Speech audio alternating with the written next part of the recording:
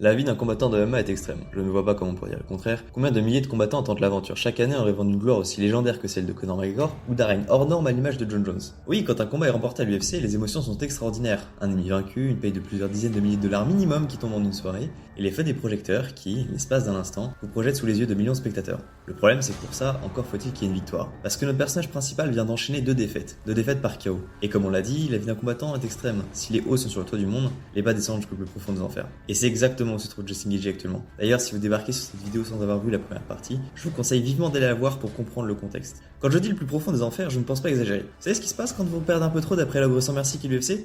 On vous met face à un combattant un peu moins bon pour que vous retrouviez confiance en vous. On s'occupe bien de vous parce qu'on sait que vous pouvez y arriver, que vous avez besoin d'un petit coup de pouce dans un moment où le monde semble s'être effondré et que votre santé a quand même sacrément ramassé ces derniers temps.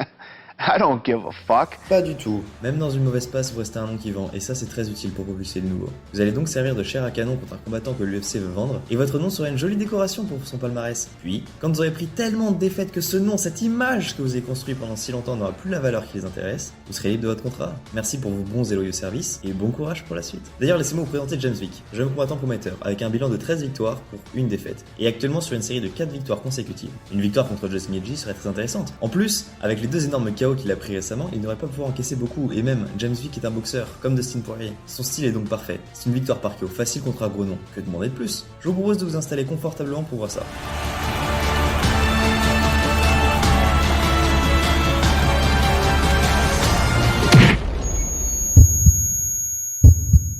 Alors ça, c'était pas prévu. Depuis quand Gaethje est bon en anglaise? Bon, je pense que le moment est venu pour moi d'introduire un nouveau personnage dans la saga Gaethje. Il était certes là depuis le début, mais son rôle ne commence que maintenant. Quand on voit le style de combat du highlight jusqu'à aujourd'hui, on pourrait assez logiquement se dire qu'il n'a pas d'entraîneur, ou alors que ce dernier est un coach lambda qui a simplement trouvé une pépite. Certainement pas qu'il s'agit d'un des plus grands génies de l'histoire du sport. Si vous suivez la chaîne depuis longtemps, vous avez sûrement remarqué mon admiration pour les meilleurs entraîneurs du monde, et que l'un de mes critères pour sacrer l'un d'entre eux comme une légende et pilier de l'avancée du sport est une obsession pour un aspect bien particulier du MMA qu'ils vont pousser jusqu'à en faire une arme incontournable.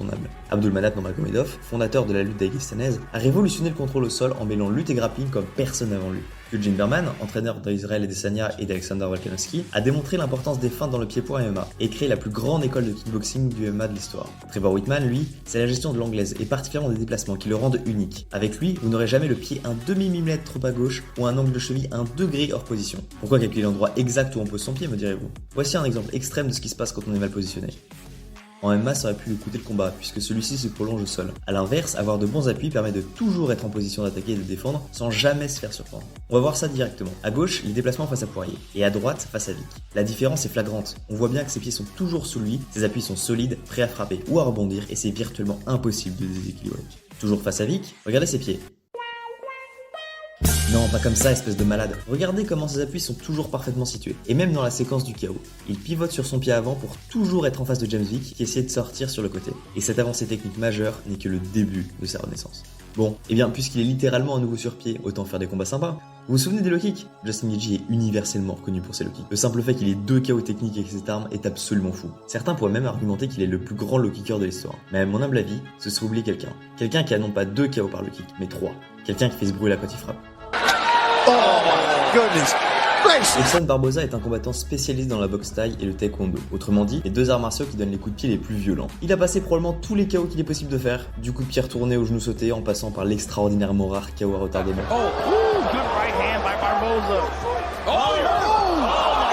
Si c'est un beau boxeur, là où il fait toute la différence, c'est dans son jeu de coups de pied hors du commun. Et bien sûr, ses low kicks sont légendaires. C'est d'ailleurs pour ça qu'au moment du combat, le monde du MMA salive à l'idée de déterminer quel est le meilleur low kicker de la planète. Avec ses progrès récents, Justin Gaethje va probablement jouer son anglaise, mais avant ça, pourquoi ne pas voir qui a les meilleurs low kicks? Juste pour rigoler.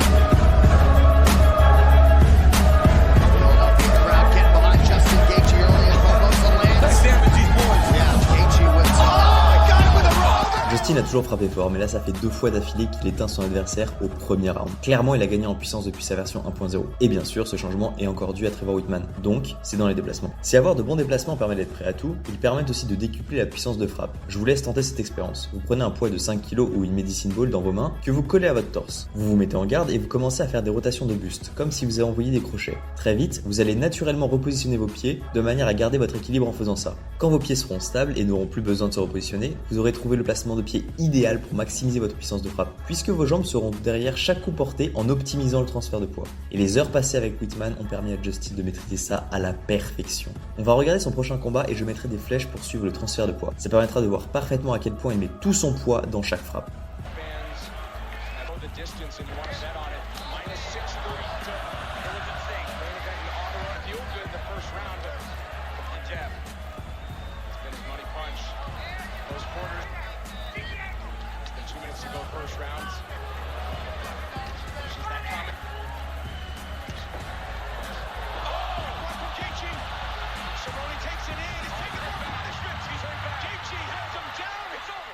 Bon, ça y est, je pense qu'on peut affirmer que c'est reparti, Gaethje est ici pour rester. Depuis le début de sa carrière à l'UFC, Justin n'a de cesse de proclamer qu'il est le poids léger le plus violent de la planète. Le problème, c'est que comme pour les low kicks, quelqu'un dans la division a plus de raisons que lui pour réclamer ce titre. Personne ne dira que Gaethje n'est pas fou, hein. On a tous vu les guerres dans lesquelles il s'est fourré, mais il y en a un pire encore.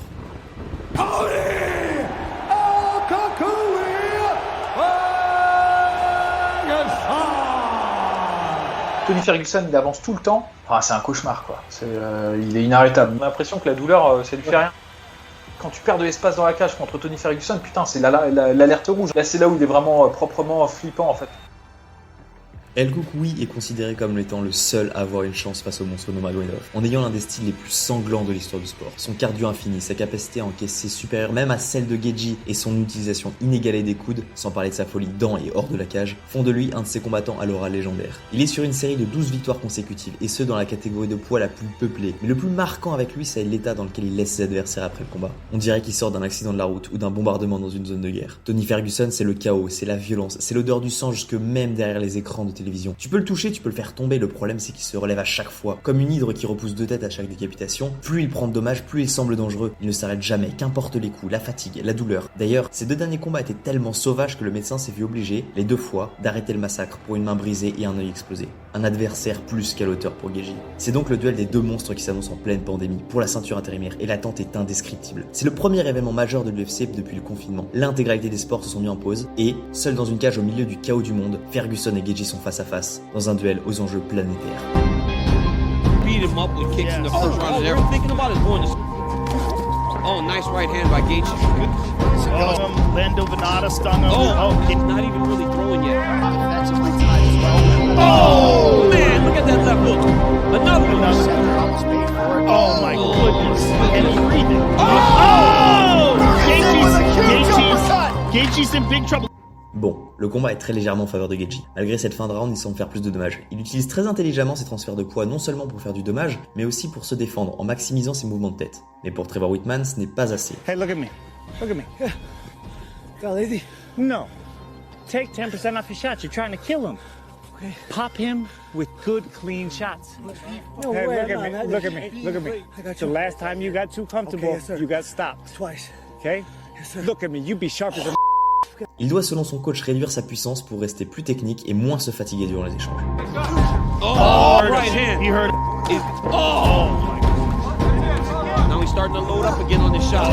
Oh. Oh, nice. Process. You stuff. Oh my goodness. That one really. Oh my goodness. Oh, shit. He's hurt. He's hurt real bad. Oh, he's hurt bad. C'est à ce moment que j'ai compris que Gaethje n'était plus le même qu'à son arrivée à l'UFC. Biaisé comme je l'étais, je dois l'admettre, Tony Ferguson était et reste mon combattant préféré, je ne voyais pas Gaethje comme une menace. Sauf que tout son travail avec Trevor Whitman se faisait doucement dans l'ombre et sa gestion des transferts de poids s'est révélée être dévastatrice. 5 mois plus tard, le désormais champion intérimaire tente d'aller unifier les ceintures contre le champion indiscuté, Khabib Nurmagomedov. Ce dernier est probablement le meilleur lutteur-grappleur de l'histoire du sport. Il représente l'école de Feu Abdulmanap, son père, décédé durant la pandémie. Jusqu'aujourd'hui, personne n'a su trouver la réponse. Invincible pour beaucoup, invaincu pour tous, très peu croient au change de Gaethje dans ce combat. La stratégie de l'américain est simple, utiliser sa lutte pour se défendre et faire autant de dommages que possible debout, en comptant particulièrement sur son nouveau coup spécial, le calf kick, une arme qui va devenir redoutable dans le futur, mais à l'époque très peu répandue. Vous voyez venir la prochaine vidéo? Pour aujourd'hui, on va simplement dire qu'il s'agit d'un low kick qui a pour cible non pas la cuisse, mais le mollet. D'après lui, il lui faudra 4 calf kicks pour suffisamment abîmer la jambe du russe et gagner le combat. En effet, si Khabib ne peut plus utiliser la puissance de ses jambes pour amener le combat au sol, il se retrouverait coincé avec lui debout, et si c'est le cas, le combat est gagné d'avance, le Dagestanais n'étant clairement pas capable de remporter le combat debout.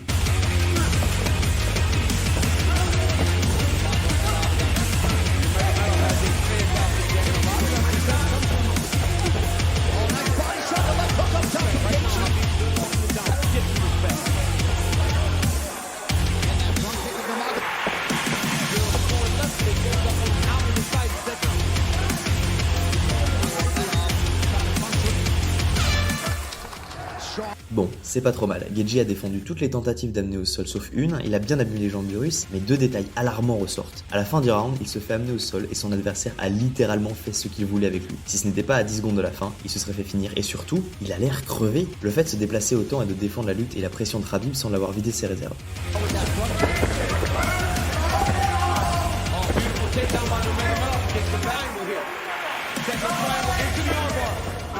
Le deuxième round confirme les craintes et Justin se fait étrangler à l'inconscience après une séquence grappling parfaite de la part de l'aigle du Daghestan.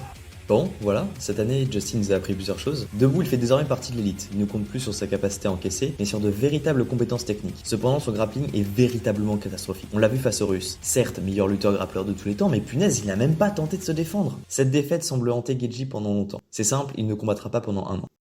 Puis, des rumeurs commencent à circuler. 3 événements après sa défaite face à Nurmagomedov, un combattant est arrivé à l'UFC. Un combattant qui se déclare le plus divertissant et le plus violent de la planète. Encore. Il a fait une entrée fracassante par KO au premier round, puis s'est incliné dans un combat pour la ceinture laissé vacante par Khabib contre Charles Oliveira, non sans l'avoir envoyé au tapis et fait un combat absolument dingue. Michael Chandler, comme Geji à l'époque, n'a presque pas pour objectif de gagner, mais plutôt d'être le plus divertissant possible, quitte à y laisser la victoire et sa santé. C'est simple, quand le combat est annoncé entre les deux, il devient en un instant le combat le plus anticipé de l'année. Sur la même carte, il y a certes 2 combats pour la ceinture mondiale, mais les gens ne parlent que de ce combat en 3 rounds, qui clairement vole la vedette à tout le reste. Les paris sont lancés, et la planète est devenue tellement folle à cette annonce, accrochez-vous bien, qu'il vous faut miser seulement $100 pour en gagner 200 si vous pariez que ce combat ira à la décision. Tout le monde est persuadé que quelqu'un va dormir avant la fin. D'ailleurs, petit détail amusant, Trevor Whitman ne coach que 3 athlètes, et ils combattent tous ce soir. C'est la raison pour laquelle ce combat ouvre la carte principale pour permettre à Whitman de ne pas enchaîner 3 combats. En général, les combats de début de carte servent aux spectateurs à s'installer. Personne n'est réellement attentif, particulièrement chez les VIP qui arrivent en cours de carte principale pour assister à l'événement principal, parfois celui d'avant, mais rarement la carte en entier. Là, il n'y a pas une seule chaise de vide. Les gens savent, le niveau de violence à venir est sans précédent. Et vous savez quoi? Je pense que je vais me taire et vous laisser profiter du spectacle. Mesdames et messieurs, voici Justin Geji contre Michael Chandler.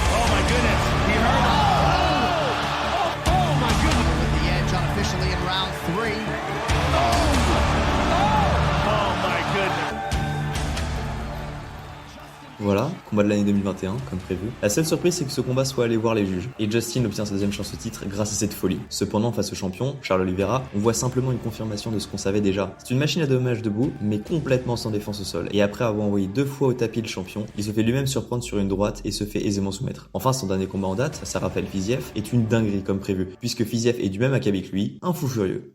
Ce qui nous amène à son prochain combat, un combat revanche, contre le meilleur frappeur de la catégorie, un ancien rival, Dustin Poirier. Et ce combat promet d'être hyper intéressant en plus des enjeux monstres qu'il implique. En effet, les 2 combattants ne sont plus au début de leur carrière et ont tous 2 conscience qu'ils ne peuvent plus faire des guerres comme au bon vieux temps. Ce qui veut dire que le perdant pourrait bien prendre sa retraite dans la foulée. Donc si vous hésitiez, il va falloir le regarder. Pour les prédictions, je suis relativement mitigé, puisque pareil contre Poirier dans un combat qui se passera pratiquement à 100% debout, c'est historiquement révélé être une très mauvaise idée, mais je vais me prononcer en faveur de la surprise et pronostiquer une victoire par KO technique dans les derniers rounds pour Geji. Les progrès de ce dernier me paraissent être suffisants pour qu'il puisse prendre l'avantage en pied-point, d'autant plus que contrairement à Michael Chandler, il a appris à se tempérer dans la tempête. Je ne pense pas que le sol soit un facteur à prendre en compte, puisque certes Poirier est une ceinture noire en JJB, et le grappling est le point faible de Geji, mais la lutte de ce dernier est largement assez bonne pour garder le combat debout. La seule possibilité pour Poirier devenant un knockdown et une poursuite du combat au sol avec un Justin sonné comme l'a fait Oliveira. Les clés pour Geji sont donc de garder le combat debout, avoir une bonne session de direct si Poirier se fait sonner, la garde de ce dernier étant ultra efficace contre les crochets, et je mettrai également l'accent sur les uppercuts, armes ayant très bien fonctionné contre Fiziev, et que Conor avait utilisé avec brio dans son deuxième combat face à Poirier. Et d'après vous, qui l'emportera? Mais surtout comment? Une pièce a une chance sur 2 de trouver la bonne réponse. Ce qui est intéressant, c'est de prédire comment ça va se passer. Du coup, je vous laisse argumenter en commentaire sur le vainqueur et le moyen de la victoire. Si vous avez apprécié, n'oubliez pas le pouce et de vous abonner pour ne pas rater les vidéos à venir. Et moi, je vous dis à la prochaine.